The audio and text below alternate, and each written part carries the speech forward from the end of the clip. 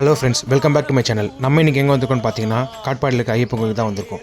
ஐயப்பனுக்காக ஒரு மண்டல கால விரதம் இருந்து 4 குழு சாமிகளும் சபரிமலைக்கு புனித யாத்திரையாக இன்றைக்கி கிளம்புறோம்.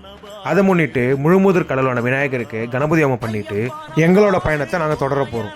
வாங்க வீடியோக்குள்ளே போகலாம். அதுக்கு முன்னாடி எங்கள் சேனல் நீங்கள் சப்ஸ்கிரைப் பண்ணலன்னா மறக்காமல் சப்ஸ்கிரைப் நந்தி மகன் தனை போற்றிடுவோம்.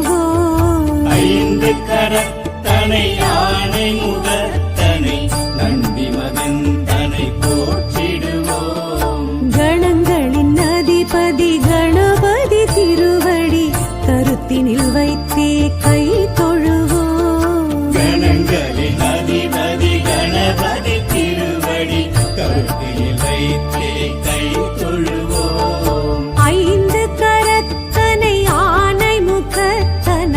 நந்தி மகன் தனை போற்றிடுவோம்.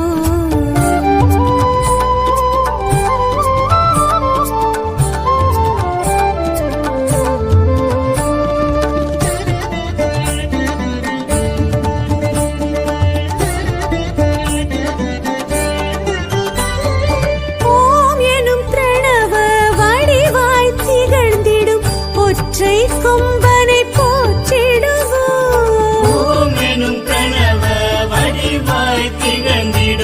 ஒற்றை கொம்பனை போற்றிடுவோம். ஒரு தரம் அழுப்படை ஒரு தரம் சமண்டலம் அபய கரத்தனை போற்றிடுவோம்.